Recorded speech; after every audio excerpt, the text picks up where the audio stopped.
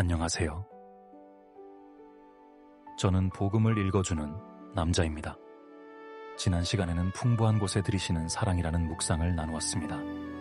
오늘은 38년의 오랜 기다림 끝에 찾아오신 예수님을 만나게 된 한 남자의 이야기를 나누려고 합니다.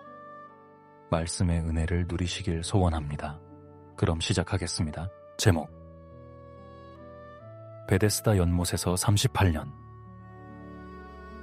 거기 38배 된 병자가 있더라. 요한복음 5장 5절 말씀.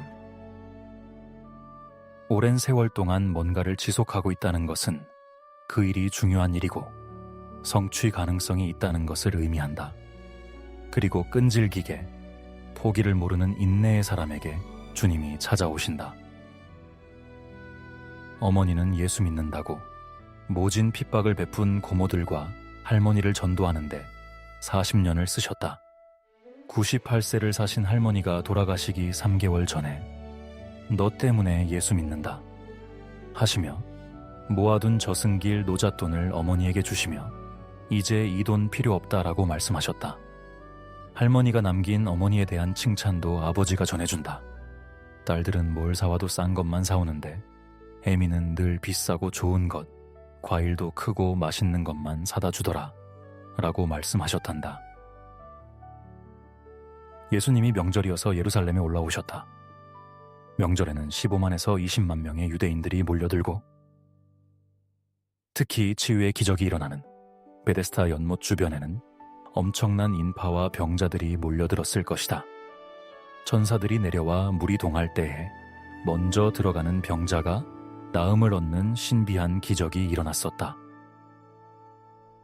병자들 중 먼저 물에 들어가려면 움직임이 굼뜬 중병자는 어려웠을 것이고 돕는 자들인 종들이나 가족들이 상시 대기하고 있지 않으면 순위에서 항상 밀렸을 것이니 38년이나 실패한 병자는 돕는 자가 없이 홀로 기다리며 사람 눈치만 보며 도움을 구하느라 더 깊은 이중의 좌절을 경험했어야 했다. 그런데도 계속하고 있었으니 주님께서 하늘에서 지켜보셨을 것이고 친히 찾아오실 만하다. 예수님이 그곳에 오셨다. 만나야 할 사람이 있었던 것이다. 요한복음 4장에는 남편 5명을 둔 사마리아 여인을 굳이 찾아가셔서 만난 일이 기록되어 있다. 5장에는 이 베데스다 연못을 방문하셔서 38년 된 병자를 고치신다. 주님이 그 누워있는 병자를 보시고 물으신다. 네가 낫고자 하느냐? Will you be made whole? 도움이 필요하냐? 너를 물에 넣어줄까나? 라고 묻지 않으시고 먼저 병자의 의지를 확인하셨다. 당연히 낫기를 원해서 38년을 이러고 있는 것 아닌가? 당연한 질문을 하시는 것이 아니라 이 병자는 저 연못물에 들어가기 만을 집요하게 열망하며 38년을 보냈기에 낫는 본질보다 저 물에 들어가는 조건에 고정되어 있었을 것이다. 38년이면 이제 그만 소망과 의지를 버려야 하는 것이 정상이지 않겠나? 포기하고 살다가 가는 것이 속편하지 않았겠나? 낫지 않아도 되니 누가 저 물에 던져주기라도 하면 죽어도 여한이 없다고 여겼을 것이다. 돕는 사람이 오랜 세월 동안 없었고 병에 차도도 없고 자신도 무기력한데 무슨 의지를 가지고 그곳에 누워 있었을까?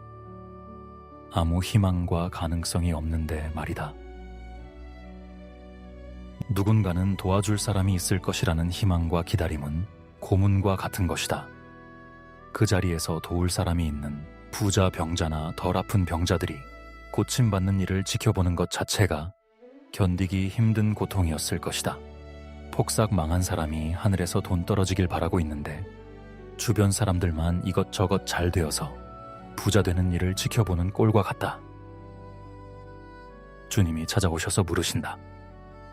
네가 낫고자 하느냐? Will you? 의지를 확인하신 것이다. 그리고 명령을 하신다. 예수께서 이르시되 일어나 네 자리를 들고 걸어가라.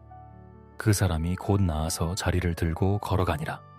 요한복음 5장 8, 9절 말씀. 라이즈 테이크 업 유어 베드 앤드 워크 일어나 네 자리를 들고 걸어가라.